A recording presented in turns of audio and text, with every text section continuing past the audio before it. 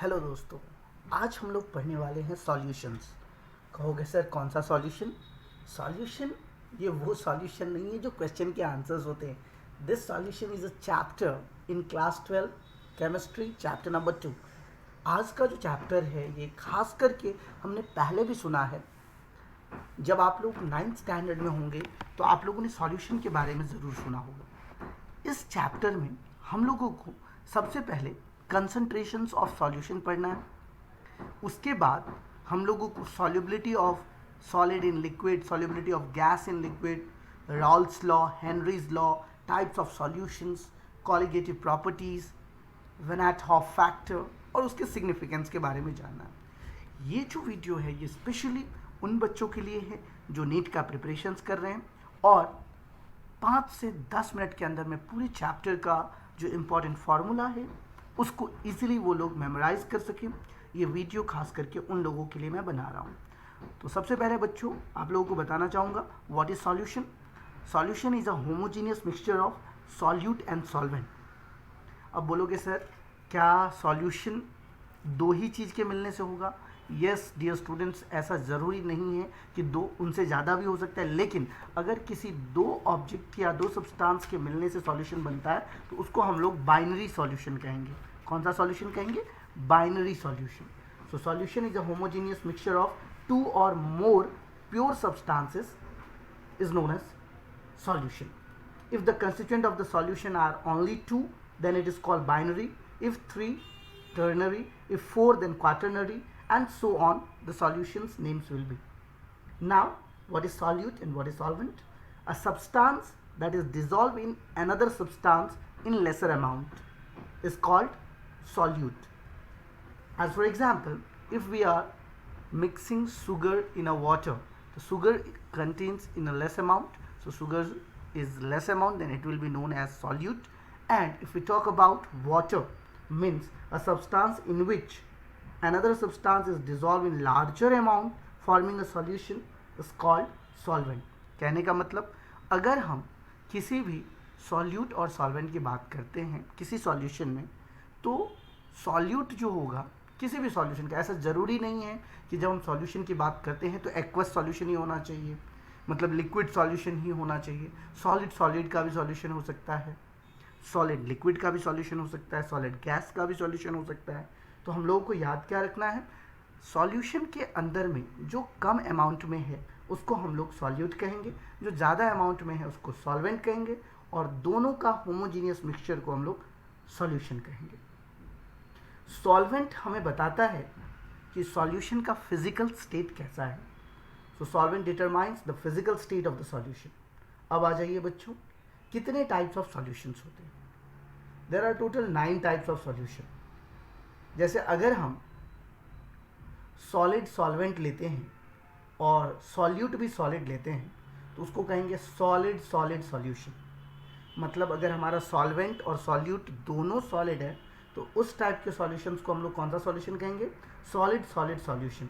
और उसके कुछ एग्जांपल्स मैं आपको बता देता हूँ, जैसे ब्रास हो गया, ब्रॉन्ज हो गया, कोई भी एलॉयज जो होते हैं they are also known as solid solid solution. दूसरा, अगर हम सॉल्वेंट के रूप में लिक्विड ले रहे हैं और सॉल्यूट के रूप में सॉलिड ले रहे हैं तो वैसे टाइप के सॉल्यूशन को सॉलिड लिक्विड सॉल्यूशन कहेंगे।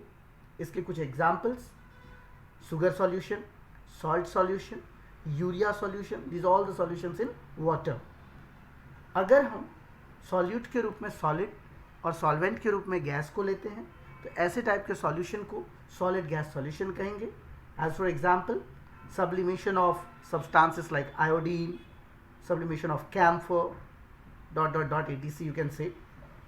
वैसे अगर आपको और ज़्यादा जानना हो तो आप लोगों को पता होगा कि एयर के अंदर में जो डस्ट और स्मोक पार्टिकल्स है, this is also known as solid gas solutions. उसी तरीके से liquid solid solution, liquid solid solution का मतलब हो गया यहाँ पर लिक्विड जो है वो सॉल्यूट है और सॉलिड जो है वो सॉल्वेंट है। एज फॉर एग्जांपल अमलगम का नाम आप लोगों ने सुना होगा, मतलब मर्क्यूरी के अंदर में सोडियम, हाइड्रेटेड सॉल्ट, जिंक, ये सब लिक्विड सॉलिड सॉल्यूशन का एग्जांपल है। अगर हम लिक्विड लिक्विड सॉल्यूशन के एग्जांपल की बात करते हैं, मतलब यहाँ पर सॉल्यूट भी लिक्विड है और सॉल्वेंट भी लिक्विड है, जैसे alcohol in water, benzene in toluene, ये सारे लिक्विड लिक्विड सॉल्यूशन के एग्जांपल्स हैं। अगर हम लिक्विड गैस की बात करते हैं, लिक्विड यहाँ पर सॉल्यूट है और गैस यहाँ पर सॉल्वेंट है, तो लिक्विड गैस सॉल्यूशन के examples aerosol, water vapour in air etcetera. उसी तरीके से अगर गैस सॉलिड की बात करें, गैस यहाँ पर सॉल्यूट है और सॉल्वेंट हमारा सॉलिड है, हाइड्रोजन एब्जॉर्ब्ड इन palladium. Gas liquid, gas solute है, लिक्विड हमारा सॉल्वेंट है। एरिटेटेड ड्रिंक्स जैसे कार्बन डाइऑक्साइड वाटर के अंदर में। गैस में अगर हम दो गैसेस को मिला रहे हैं, हाइड्रोजन ऑक्सीजन या फिर हाइड्रोजन और कोई दूसरा गैस, इस तरीके से ये gases solution, mixture of gases is called gas solution. अब आ जाइए, आपको कितनी बार ये वर्ड सुनने को मिला होगा एक्वस सॉल्यूशन के बारे में। A solution containing water as a solvent is known as aqueous solution. Remember the word. A solution containing water as a solvent is known as aqueous solution. And a solution containing solvent other than water is known as non-aqueous solution. याद रखना बच्चों, aqueous solution और non-aqueous solution में क्या अंतर है? Aqueous solution का मतलब हो गया कि solvent के रूप में वहाँ पर पानी है, और जिसमें solvent के रूप में जैसे मान लीजिए अल्कोहल हो गया, कार्बन टेट्राक्लोराइड हो गया, ये सब हो गए, तो वो नॉन एक्वस सॉल्यूशन कहलाएंगे। Saturated solution, a solution in which no more solute can be dissolve at the same temperature is known as saturated solution, and a solution in which more amount of solute can be dissolve at the same temperature is known as unsaturated solution. अब आ जाइए solubility के बारे में। Solubility can be defined as the maximum amount of solute that can be dissolved in 100 gram of solvent to form a saturated solution at a given temperature is called solubility. अब आपको दिमाग में आएगा questions कि what are the causes of solubility? Interionic attraction in the solute molecules. Molecules are stabilized in the lattice due to electrostatic forces and the energy released by this electrostatic forces, or you can say that is known as lattice energy. Intermolecular attraction between the solvent molecules. Now what is solvation? It denotes the force of attraction between the solute and solvent molecules is called solvation. So these are the causes of solubility: interionic attraction in the solute molecules, intermolecular attraction between solute and solvent molecules, solvation, and temperature. These are the causes of solubility. What are the factors affecting to the solubility? The factors that affect to the solubilities are nature of solute and solvent, like polar solvent dissolved in polar solute, polar solute dissolved in polar solvent, non-polar solute dissolved in non-polar solvents. Temperature, solubility increases with the increase in temperature.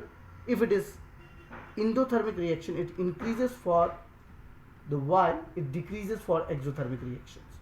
Temperature, solubility increases with increase in temperature in endothermic reaction and decrease in exothermic reaction.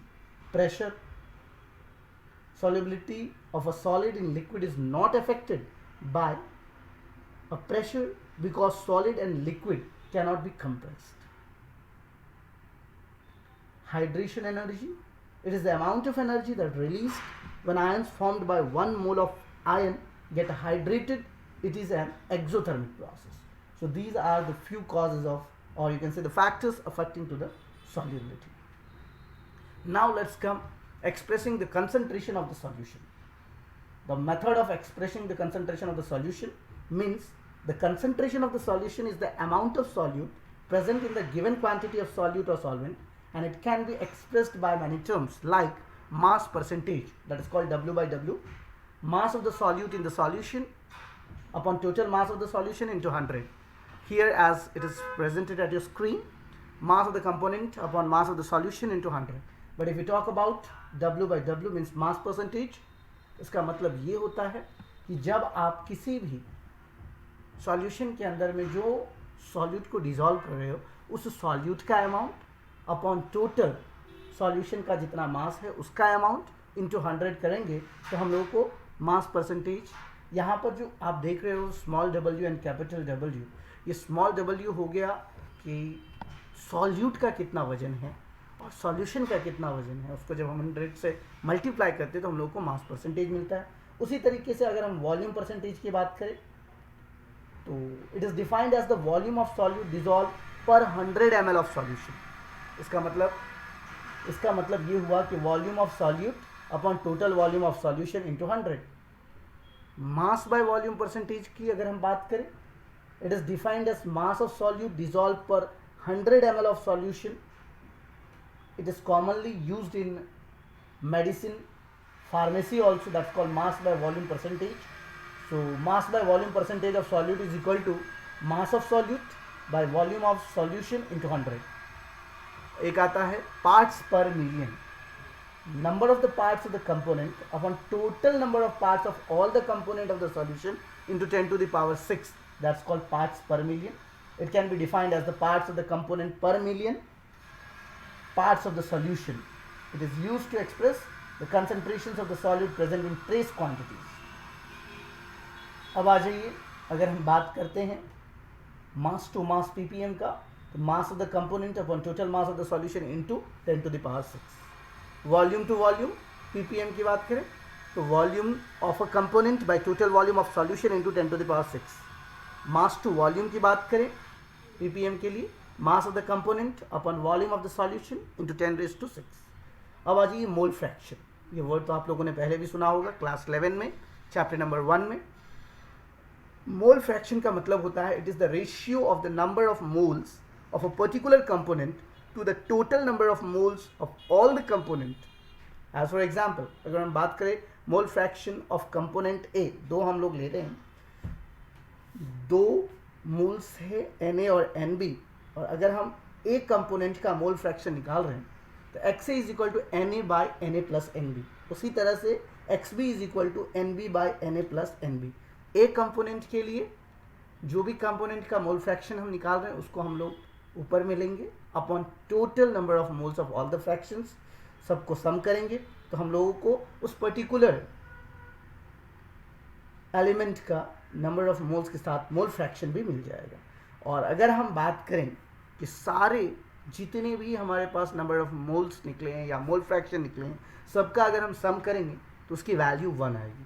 जैसे अगर हमने दो component लिया A और B, तो mole fraction of A and mole fraction of B is equal to 1।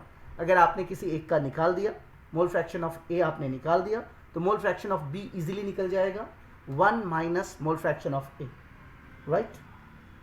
अब आ जाइए मोलैरिटी पर। मोलैरिटी की अगर हम बात करते हैं तो आप लोगों ने फॉर्मूला बहुत पहले ही सुना है, number of moles of solute by volume of solution in litre. Number of moles of solute by volume of solution in litre. अगर यहाँ से अगर आप फॉर्मूला के तहत देखोगे तो number of moles of solute का क्या होता है, given mass by molecular mass, और अगर वॉल्यूम हमारा मिलीलीटर में दिया है तो वॉल्यूम बाय 1000 कर देंगे, राइट। तो given mass into 1000 upon molecular mass into volume. अब आ जाइए मोलालिटी की बात करें तो number of moles of solute by mass of solvent in kg, इसको स्मॉल m से डिनोट किया जाता है। और नंबर ऑफ मोल्स निकालने का वही सेम तरीका है, given mass by molecular mass, और यहाँ पर वेट बाय 1000 कर देंगे अगर वेट हमारा ग्राम में दिया हुआ है तो। Normality, it is defined as the gram equivalent of solute dissolve per litre of solution. कहने का मतलब number of gram equivalent of solute by volume of solution in litre. अब बोलोगे सर ये number of gram equivalent of solute क्या होता है, तो जैसे आप किसी भी एलिमेंट्स का इक्विवेलेंट वेट निकालोगे तो इक्विवेलेंट वेट क्या होता है, इक्विवेलेंट वेट का मतलब हो गया कि अगर कोई एलिमेंट है उस एलिमेंट का मॉलिक्यूलर मास बाय वैलेंसी से अगर हम डिवाइड करते हैं तो उसका इक्विवेलेंट वेट निकल जाता है। So if anybody will ask you what is the relationship between molarity and molality, तो याद रखना प्यारे बच्चों, 1 by molality is equal to density by molarity minus molecular mass by 1000। ये रिलेशनशिप को जरूर याद रखना। और अगर मोल फ्रैक्शन के नज़रिए से देखोगे, मोल फ्रैक्शन ऑफ सॉल्यूट और मोलालिटी का क्या रिलेशन है, molality is equal to mole fraction of another component into 1000 upon 1 minus mole component of another component into molecular mass of first component. तो ये रिलेशनशिप है। इसके बाद जो हम चर्चा करेंगे, यहाँ से हमारा चैप्टर स्टार्ट होता है। ये सारे 11th के टर्म्स थे। अगर आप लोगों को ये रिमाइंड हो गया सॉल्यूशन चैप्टर में, तो अब हम लोग सॉल्युबिलिटी कैसे हम गैसेस या लिक्विड में मिलाएंगे उसके बारे में चर्चा करेंगे। ये हम लोग नेक्स्ट वीडियो में देखेंगे। इतना का नोट्स ज़रूर आप लोग बनाएं, ताकि आप लोगों का ये जो वर्ड्स है 11th के, वो एकदम माथे पे, एकदम दिमाग पे आ जाए और आप इजीली न्यूमेरिकल्स को सॉल्व कर सकें। That's all. Thank you very much.